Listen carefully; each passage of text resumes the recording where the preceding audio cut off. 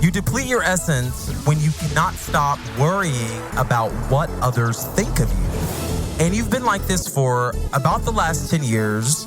Well, the years you remember running around pleasing everybody. I am your host, Devon, and you are listening to another episode of Center of the Sun podcast. Thank you for listening. I'm like literally pushing my desk right now. Like, this is ridiculous. I've tried to record this so many times. That's neither here nor there. You have this weird obsession with being liked. And it's weird how you always try to minimize yourself and try to minimize criticism and try to minimize the things that people say about you. And you do that because largely, a lot of times people say negative things about you.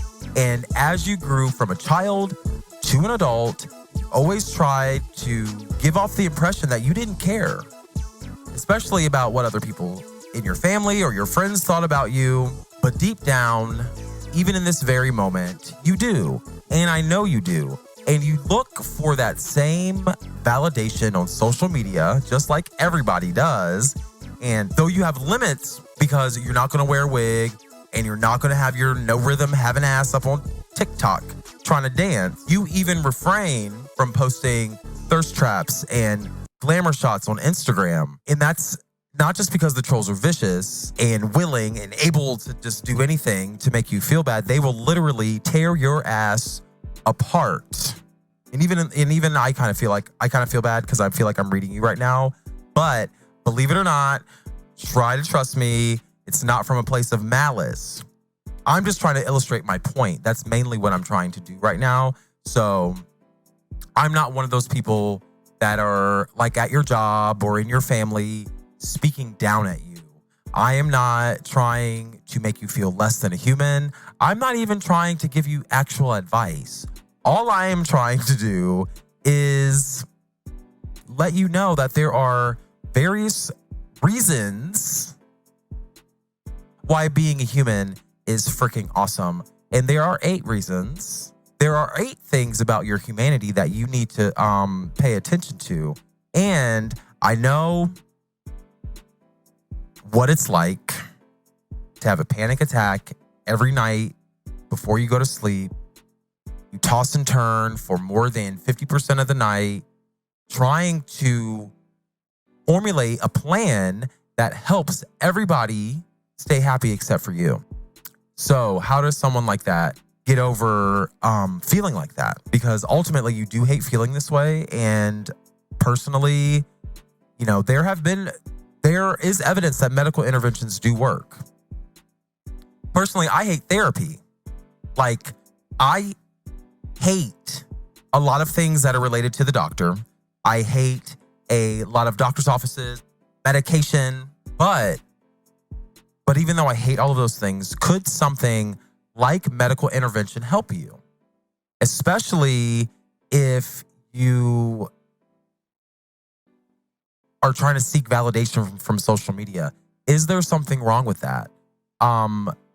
Could medical intervention help you raise your self-esteem by chance? Could medical intervention help you lower your blood pressure? Like, we definitely know that that's possible. So could it also help you raise your self-esteem? The truth is that medical intervention rarely can cure anything, but it can help you achieve balance. It can help you it can be used as a tool to help you achieve balance. And even balance is nearly impossible for the healthiest person to achieve. So even if you never achieve it, at least you tried. Like, that is kind of the reality that I'm trying to illustrate today, is that why do you continuously feel like you're a waste of resources? You know, like, if you know that it's nearly impossible to achieve balance, like, we inherently are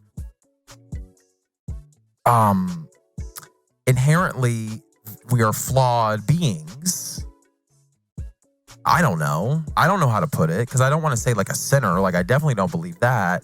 But inherently, everybody has a flaw. So why do you continuously feel like your flaws are a culmination of wasting everybody's time. And so like, you're just like constantly just like trying to make up for it. It's not fair to you. It's not fair to the people around you. And, you know, you've just been feeling extra dry and boring. That's fine. Me too. Like, you start to feel like you're just like to be replaced. It's just that time of the year, just like whatever, just like another fucking slave labor, you know, the product of some sort of like evil thing that's going on. And I'm just like, you're not like that. There are parts of you. And I say this all the time on Center of the Sun podcast. You are a supreme being and you cannot be contained in this physical reality. So if you just take that little piece of information, just that little, even if you don't even believe it, like hyperbole, let's just say it's hyperbole, whatever. Like it's not even, I'm just joking, guys. Like whatever. If you take that little bit, if you take that information and you internalize it, you start to realize that supreme being doesn't mean perfect. It never did. Like nobody said it was perfect. No one said like you're a perfect being and you're gonna get everything right. Because like if everything was effing perfect, let me ask you this: if everything was perfect, nothing would die. If nothing died, like if you never lost anything, if there was no darkness to the light, like a preacher, if there was no darkness to the light, then how would you create new things? Where would new stuff come from? If I didn't come up on here and bring my dumb ass and just be myself or whatever I'm trying to do up here. Well, I know what I'm trying to do. I have a mission and all that kind of stuff. If I didn't think that it was possible to align people and institutions in a way that allowed scholars and leaders to debate in a public square, if I didn't think that was necessary and important, you wouldn't be watching me right now and there would be no variation to whatever you were about to do. So there's variation in everything. Inherently, there are flaws. There's even flaws in the fabric of the universe. We find them all the time. Sometimes there are numbers that do weird shit. You know, there's all this stuff going on. And I know it doesn't help that you're socially awkward. Like, I know that someone like me is like, it's so easy for you to say, like, whatever. It doesn't help that you're socially awkward, especially when it comes to meeting new people. So I know that that is a huge barrier for a lot of people. But every time you step over your shadows and leave your comfort zone, you get rejected. So like, even though you follow everybody's advice and you just put yourself out there and you just like, eat it, like socially awkward, not me, like whatever. Every time you do that, you still get rejected.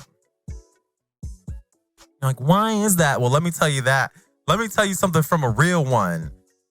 Because as somebody who personally, I feel like I shouldn't get rejected, I do all the time. And what I realized was that it was a few things. Mainly, it was never me. It was like, mainly these people are something wrong with you, girl. Mainly, it was never me. But it was because of where I live. So it was my environment, was a hindrance. I just didn't live in New York City. I didn't live in Washington, D.C. Like, I didn't live in city centers where there are people and I'm talking about like dating or friends, like people that I would like want to hang out with on a regular basis. That's why I'm with you, because the people that I want to hang out with, I already pissed them off too much. So anyway, that's neither here nor there. Shut up. I realized that it wasn't me. So like, say if we just take dating, whatever. You know, like, I just keep putting myself out there, like, oh my God. I don't know why I keep making that voice. But I'm just imagining myself like in the grocery store, because that's where I see the most handsome fellers. But But especially around like 7 o'clock at night, I don't understand why that time between 7 and 8, I walk through Kroger and I'm like, like, where did you guys come from? Like literally, hi guys, like, But I feel very awkward because it just feels out of place. It doesn't feel like these people are real. So I just tend to keep my distance because I'm like, what the fuck? I don't even understand. I'm trying to understand like why there is a surplus of just like very handsome businessmen at between 7 and 8 o'clock at night at Kroger in my part of town. So, but I realized that the grocery store is not somewhere I really hate shopping. So like the grocery store is not a place where I'm just be like, hey, like I want to get in and out. I hate shopping. I buy all my shit online. I probably should go in the store and try it on, but I don't care. Whatever. I hate shopping. So especially grocery shopping, I hate looking. So when I'm looking, I already hate shopping. I'm already impatient. And then like a dude comes by and I'm just like, fuck, I didn't shave today. Like there's so many factors going on. And, but that's where that's where like the men are concentrated. So I get pissed, but I get pissed because that's where they are only. And there's never like anybody like on the street or like anywhere that I am. There's regular relaxing, all cool, shooting some b-ball outside the school. They're never where I'm at. So I be like real mad and shit like that. So I realized that it wasn't me, or that it was me, that I was always pissed because I realized that it was a few factors. That it wasn't me, for one, and that for two, it was my environment. And for three, it's the region. It's basically the region in which I live. And so I just have to either change where I live, because most people move to bigger cities and stuff. Like most people move out of the Midwest, and I chose to stay. Or I was like, I couldn't leave like everybody else could. So generally you make it work because it's really not that hard to make friends. And you have some friends, like everybody has like a friend or something, and you have a few friends. But they all have someone, they have to get above you. And that is what pisses me off. Like, that's why that's why I be over here by myself, because what I'm not is like a second choice. Like, I want to be, I don't know, respected in a different kind of way. And for people to be like, oh, after like an afterthought, like it's kind of like disrespectful to me to be thought of as an afterthought. So I tend to only surround myself with people who are just like attentive and stuff, because I'm just like, it's really disrespectful and people really don't mean it, especially on dates and stuff. Like if I kind of see you spacing out and looking away, like either you have ADD, which you need to go to the doctor and get treated because I don't have time, or you really are just like disinterested, or like there's something about me, but your body language is speaking volume. So if you've ever gone on a date with me, whatever, I don't care what the issue was. I'd rather be confronted about it, but people just kind of just like drift away and just like disappear when like whatever. But you kind of realize that it's not you. It's more so the environment in which you're living, and the people you're surrounding yourself with are just not the same match. They're just not your vibe. And I'm a very like high energy person or whatever it is. So it's really easy sometimes for me to feel like I'm wasting my day. And so I know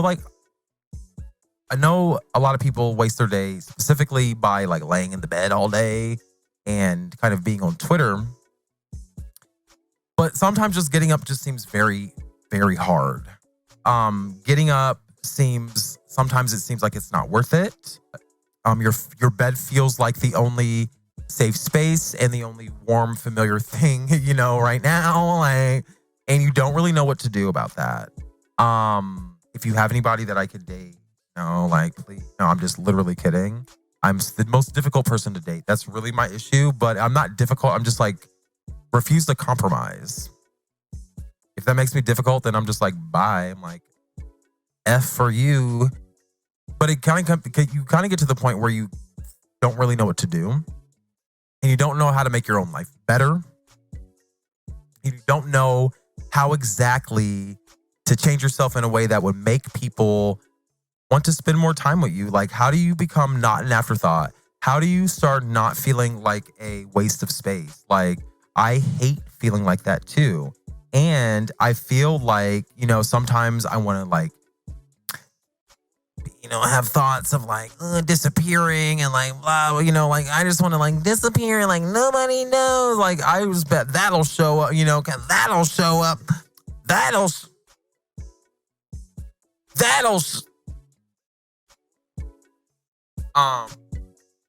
kind of like kind of being these ultimatums that we give people, but it's not fair to anybody, and I think it's illegal to do that. But you don't really know how otherwise to change your life in a way that would make people, more inclined to like get up next to you, hug you, kiss you, touch you, call you, check up on you on a regular basis. Like I know I'm really bad at that. But that's not because I don't want to do those things. It's just like it's not how I interact with people. People interact with me like that. And even if they did, like, that's not how I interact with people. Like, I haven't never built that habit. Like, what am I supposed to do? Just be like, like, how do you just build that habit? So it's one thing to want to change yourself in a specific kind of way. It's another to really not have the capacity to do it. So I want you to like tread lightly when you make these life changes, but looking around, you feel like, how do you explain it? It's like you want to fit in, but you kind of just feel like you're just like a void. Like you're the void. Like you fit in, but you're the void. You're the background of the reality. It has its purpose, but it's not that girl, and you want to be that girl. And if you're a boy, I mean, just hyperbole. We're talking hyperbole. Like kidding. But you don't know how to like undo the feeling of like the void. And if you let me just pose a question. If you were happy, where would happiness come from? So like if you were going to start trying to fill that void with something that's not drugs, it's not alcohol, not alcohol, and everything in moderation, whatever. But if you were going to seek happiness and find it, where would it come from? Why does wallowing in pain feel moderately comforting or marginally more comforting than being in pain? Or like the pain itself, like wallowing in the pain is marginally more comforting than the pain itself. The like process of like maintaining it starts to become comforting. Why can't you will your happiness from thin air? Like why is it not as easy? Why is it not easier than just willing it from thin air? And I think a lot of your feelings are coming from this false notion that you're being lazy or that you're a waste of space or like you're a void or you're a waste of resources. Maybe you feel like your life has been handed to you and you have no purpose and like, I'm just here and whatever. Like, are you actually taking it for granted? Are you actually wasting space and wasting resources? And the truth is that you are afraid of anything that presents a slight change in your life. I just want to speak like real frank right now. Like a lot of times our perception is our reality. And we create the conditions for our pain. And that process of wallowing in it is a project. It's something to take our mind off of whatever. So we try to maintain it. And that's where people get like addictions and stuff from. But it's all in an effort to keep something or stop something from changing or stop something from frightening you. And you tend to remember this, especially when you're at your lowest point. And every time you think you found that lowest point, you find that you can go even lower. And then you go there. And you feel like you've lost all of your friends again. Well, you do have a few friends. You do maintain a few friends, some of the real ones. But they're distanced literally and figuratively because of you and your antics or whatever the hell however the hell you characterize yourself. And I know that you literally feel lonely and invisible. But you're not alone. And there is help. There is a way to methodically capture the joy in your life. And there are 8 things that you can look at. And there are various federal agencies and there are various smart people that can direct you in the right place. But I have a book here. It's called Creating a Healthier Life. A step-by-step guide to wellness. So there is an agency called the Substance Abuse and Mental Health Services Administration. It's a government agency. And they have all kind of stuff. They have all kind of different programs and stuff that you can go help you get into therapy, whatever, if you're really struggling out here in these streets. And especially if you have no money in the United States, you can use this as a resource to access all kind of services. But that's not why I'm saying that to you today. I'm actually saying that because they created a step-by-step guide to wellness. And there are 8 dimensions of wellness. Let's run through them, but I dropped the paper so it's out of order, so that doesn't help me if I can't fucking read it. I'm just like, this episode, I'm about to quit it, honestly. It's not even cute. It's just not cute. And luckily, the only reason why I can confidently sit here and watch this is because, the only reason I can confidently sit here and talk about this is because I watched a very informative video about this. And so there are 8 dimensions of wellness and, there's all kind of stuff going on. And if you're feeling invisible and lonely, if you feel like you're distanced from other people, don't forget that you're a human. So it's normal to feel like that, but it's also just as normal to feel like you're in a collective. So what's the first dimension of wellness? So if you're feeling lonely, if you're feeling like a piece of crap, if you're feeling like a dark void, the first thing you should do is care for your physical dimension of wellness. So caring for your body, trying to stay healthy now and in the future. So how do you do that? The first thing you need to do is get you some Moroccan Magic lip balm. It is so good. The rose.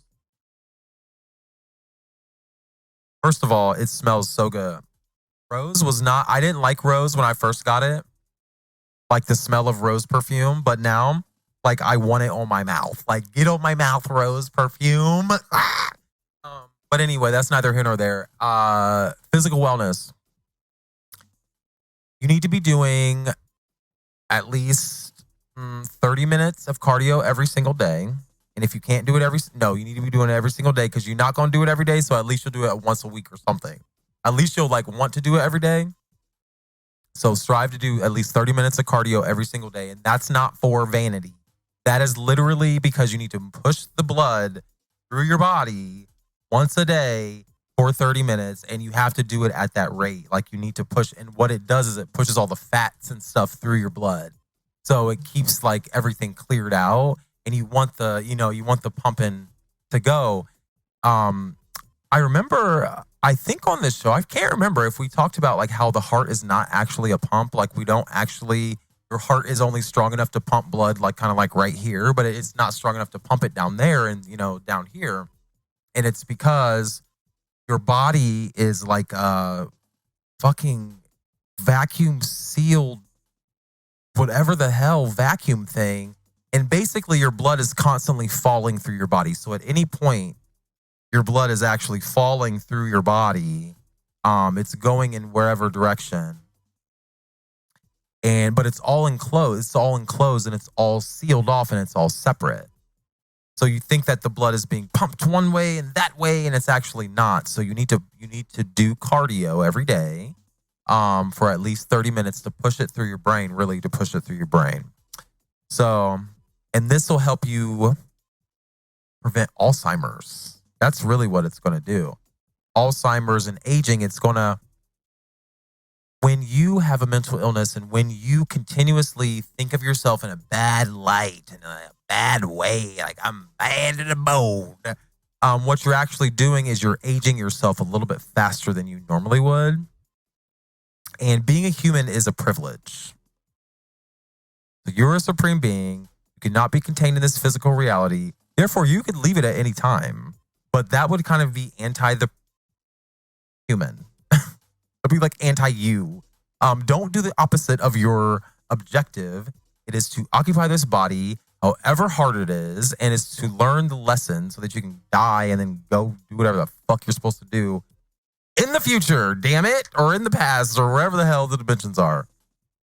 Speaking of which, the intellectual dimension, that is another dimension that you should be taking care of. So once you have done your cardio, I have a text here from the National Institute of Health. They say that growing intellectually, maintaining curiosity about all there is to learn, valuing lifelong learning, and responding positively to intellectual challenges, you should be doing that. You should be listening to this show. Like literally this show exists because I just like learning new stuff. I just like it. I don't know. I'm just so curious. I'm like, what is going on? No, but I'm just a curious person. And I value lifelong learning and not like being in school. I am a terrible student, but I actually value debate. I value discourse. I value communication. I value learning and sharing and caring and la la la. And you're also supposed to be able to take constructive criticism and change, and become a better person. Expanding knowledge and skills while discovering the potential for sharing your gifts with others. So learning how to play an instrument or type or language or a sport. No, not a sport. That's physical. Intellectual, your brain, your smarts. Learning something new about aircrafts or about ships or about anything, trees. I just literally saw a Canadian warbler. It was lime green. It was so pretty. It had a black necklace pattern on its neck. It was so odd. I had to look it up immediately, like Ohio birds. Like, why is there a lime green bird in front of me? And, so that is an example of something that you could take up. Basically, you got to do what you did when you were 5. Small hand movements. So whatever you do intellectually, like make it like a fine hand movement and you're Gucci. You're Gucci. Okay? The emotional dimension is the next dimension. And the National Institute of Health says that you should be understanding and respecting your feelings, your values, and attitudes. So you need to sit down. You just ran, came back and read a chapter out of a book. Now you're just kind of sitting there like, oh, I'm bored. Like, what do I do next? You need to sit there and you need to be like, how do I feel right now? You need to be scanning your body. You need to start practicing grounding. Practice a little bit of grounding. Scan your body, move your attention from top to bottom, in and out. Imagine your organs, imagine your heart and your bones and your brain. Imagine yourself in its capacity. And then you'll start to formulate what is most important to you. So your values. Who do you value the most? Who's closest to you, if anybody? Nobody is closest to you. How do you start valuing yourself so you don't feel alone?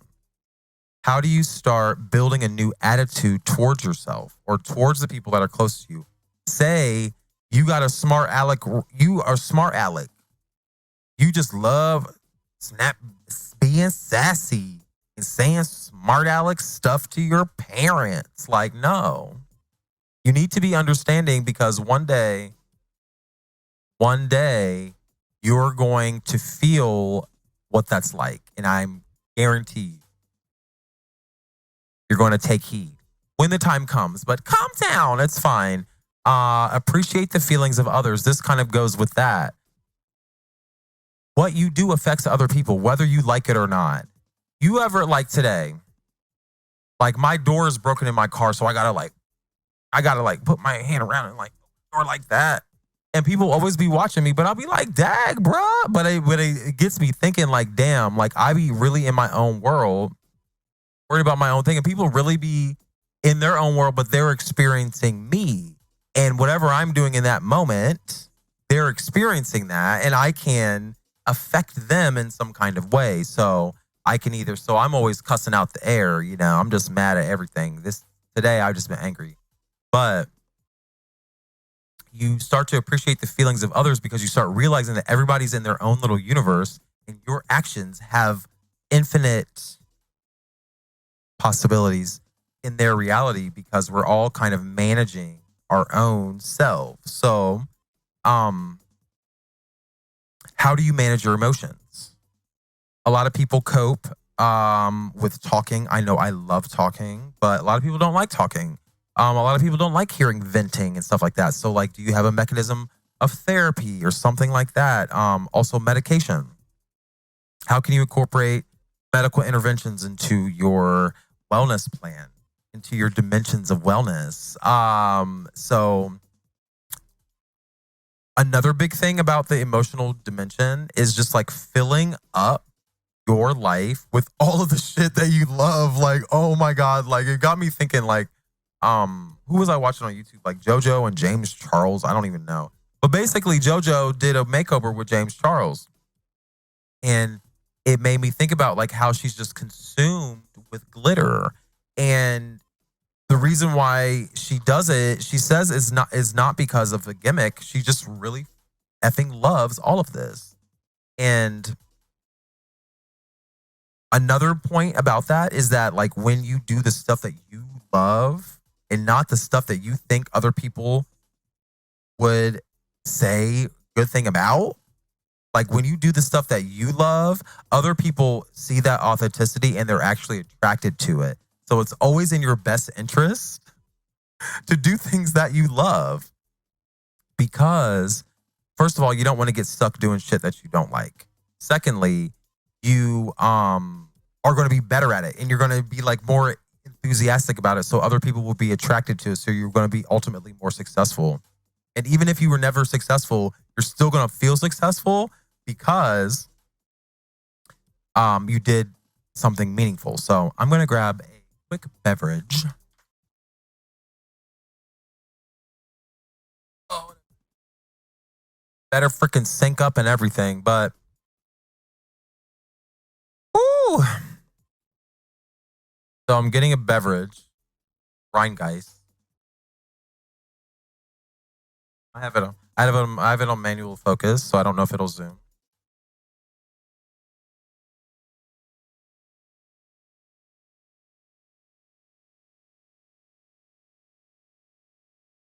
Cheetah. But I'm going to drink a beer because I need a drink right now because we're going to talk about spirituality.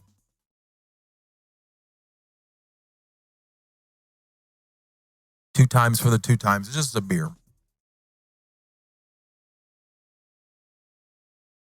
Speaking of which, so before we talk about spirituality, actually, this is really funny. In preparation for the show, I often go to work. I'm just like, oh, what am I going to talk about on the show? Like, what am I going to do, guys? And I try to think about all the things that are valuable to me. That if I was like 16, like, what would I say to myself? And so sometimes I just like type into the computer like spirituality, and I just like filter it by different academic, disciplines, and I filter it by different topics or something like little, I don't know. But like say like spirituality as a dermatologist, like there are huge there's a huge database of just stuff where you can just like filter it, and it's just very interesting to find things. And I found a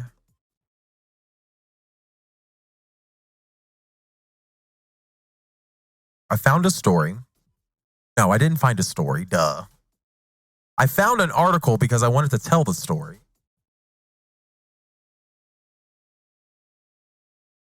I found an article from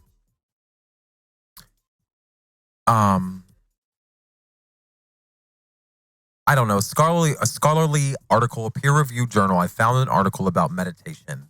And it was about I found a few articles, and one was about like being old, which actually got me on being or having mental illness, because what they were finding was that people who, first of all, like there are not a lot of old people with mental illness because they die in their 50s.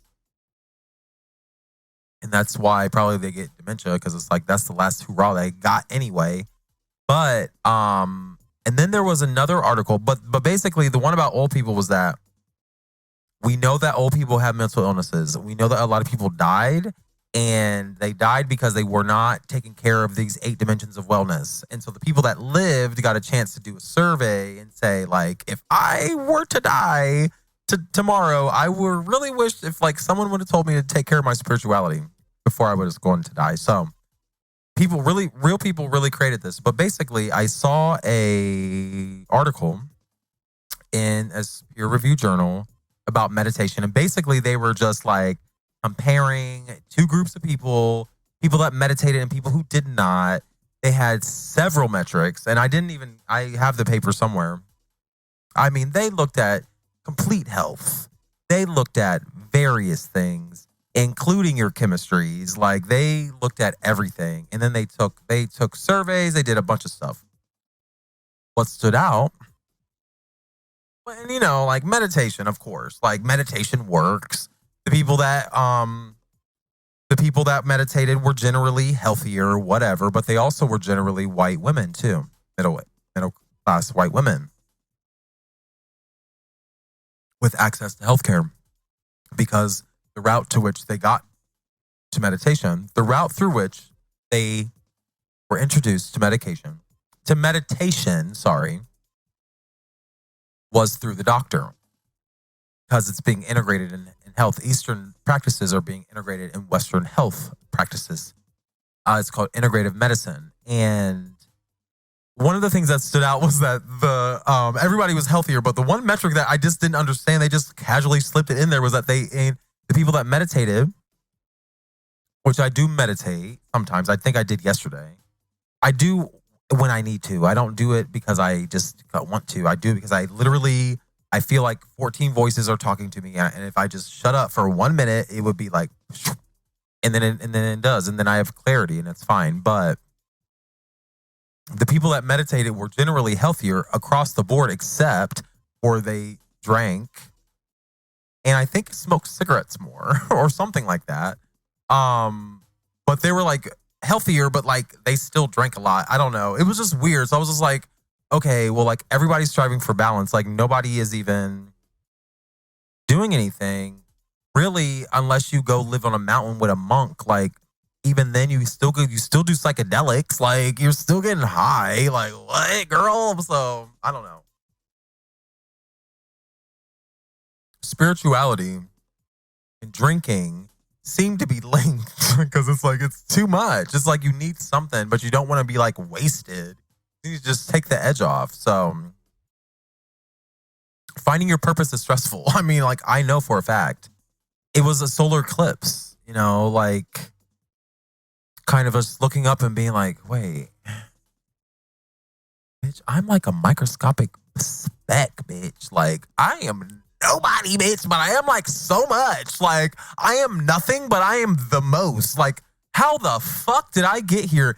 It was just like when you start looking at the world in the sky, you just be like, what the fuck is going on? Like, oh my God, we are really on a planet. Like we are really on a motherfucking planet up on this bitch with a motherfucking sun and shit, with aliens running around and shit. Like we are here, baby girl.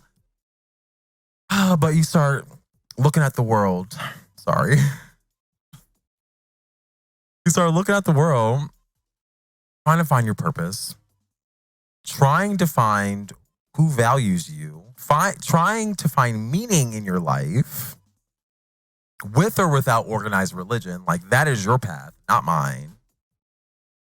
No one's path is wrong. We know that from this show too. Like, you can have all the religion in the world and still be wrong, and you can have no religion and still be right, and vice versa. Like, no, I believe everybody is saying the same thing. Any way you cut it, any way the cookie crumbles, somebody is going to be like wrong or right. Like, that's just the reality that we live in, and we need to start actually seeing where we is the commonalities, because it's the commonalities is where we actually power. My power. Spiritual dimension of wellness is very powerful. And sometimes you need a drink to take the edge off. I do not advise it. Like, I need you to not drink. Like, please don't drink. But if you need to, take the edge off with 1 or 2 or 3. But 3 is not even that bad still. Just don't be out here being an alcoholic, because you're going to start diminishing your body's natural ability to heal. And then you're going to age faster, and then you're just going to die at 50 anyway. So don't do it. It's not cute. Don't follow my advice. Anyway, vocational dimension. So we talked about the body. We talked about the spirit. We talked about the emotions. We talked about making sure you relate to people